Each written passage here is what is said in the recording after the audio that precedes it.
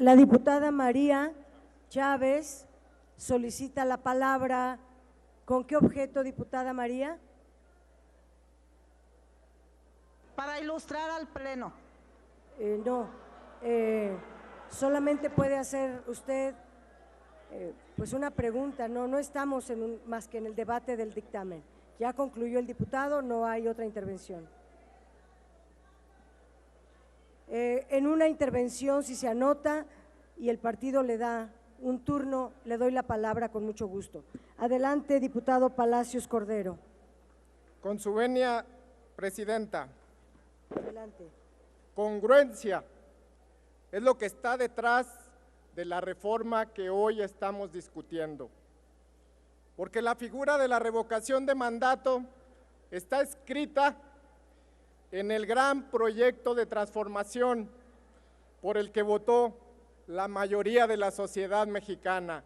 Más de 30 millones de mexicanas y mexicanos votaron por ese gran proyecto en donde está esta figura que hoy estamos discutiendo. Una sociedad que decidió nunca más que unos pocos decidan por todas y por todos. Esa sociedad que decidió que nunca más unos pocos decidan el destino nacional. Los compromisos se cumplen. Por eso hoy la bancada de Morena propone al Congreso que se plasme el derecho del pueblo para decidir si el presidente debe continuar o no. El pueblo, el verdadero titular de la soberanía. ¿Cuántos problemas nos hubiéramos evitado? ¿Cuántos males y tragedias nacionales si hubiera existido este derecho en el pasado? Hoy preocupa a quienes se empeñaron en negar siempre este derecho, que les vaya mal en las próximas elecciones si el mandato del presidente se somete a consulta a la mitad del sexenio. Pero esa preocupación, ese cálculo político no debe estar por encima de los derechos democráticos de todas y de todos. Ya quedaron atrás esos tiempos. Hoy son los tiempos de la democracia participativa. Recordemos que las fuerzas políticas que hoy se oponen a este cambio son las mismas que incluyeron en la Constitución una fórmula ambigua que sirvió a la Suprema Corte como pretexto. Diputado Palacios, le interrumpo. Diputado Espadas, ¿con qué objeto solicita la palabra? Muy amable, presidenta, para pedirle de favor si puede preguntar usted al orador si me admite una pregunta. Diputado Palacios, ¿admite la pregunta del diputado Espadas? Con mucho gusto al final de mi intervención. Al final de su intervención. Adelante. Esas fuerzas políticas, las que le dieron el pretexto a la Corte para negar las consultas que habían solicitado miles y miles de ciudadanos, esas mismas fuerzas políticas que recurrieron al fraude electoral para perpetuarse en el poder. Hoy me quiero dirigir a todas aquellas y aquellas personas que caminaron por todo el país, que tocaron puerta por puerta buscando una consulta ciudadana que no se pudo dar por decisión de quienes estaban al frente de las instituciones de este país. Quiero decirles que hoy, que somos gobierno, que tenemos la mayoría, estamos proponiendo eliminar esa fórmula ambigua que pusieron en la Constitución el PAN y el PRI, sus aliados de entonces, para evitar que la gente pudiera decidir. Por eso, la propuesta que hoy discutimos es un acto de congruencia. Nosotros no somos iguales, nosotros no estamos simulando como lo hicieron las otras fuerzas políticas que gobernaron en el pasado. Vamos a profundizar la democracia, Vamos a seguir nuestras convicciones, nuestra postura de siempre, esa que nació de las luchas libertarias y democráticas, las luchas de los movimientos sociales, de los movimientos estudiantiles, de los trabajadores del campo y de la ciudad. Esas luchas que nadie, que ningún partido político puede abrogarse, son las luchas que hoy estamos honrando con esta reforma. En honor a la palabra empeñada en la campaña por el presidente Andrés Manuel López Obrador, en honor a las ciudadanas y ciudadanos que ofrendaron su vida por las libertades democráticas y por oponerse al autoritarismo, es que vamos a votar a favor de esta reforma.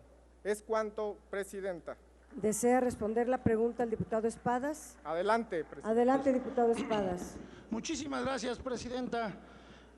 Al señor diputado que ha hablado de congruencia, lo cual es un hecho que de cara a la nación, estoy seguro que con su votación confirmará hoy.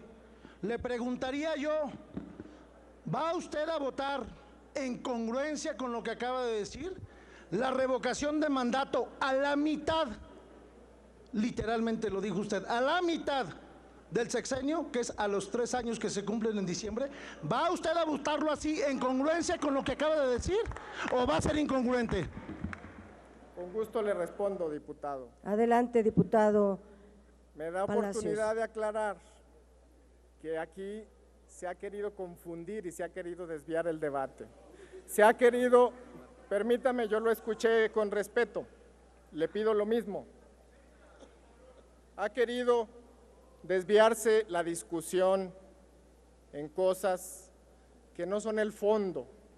Vamos a votar en congruencia el compromiso, vamos a votar en congruencia por establecer el derecho que negaron al pueblo de México para disponer si sigue o no el presidente de la República. Eso es mi respuesta a su pregunta.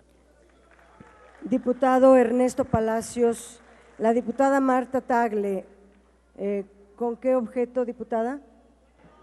Que le pregunte al orador si me permite hacerle una pregunta.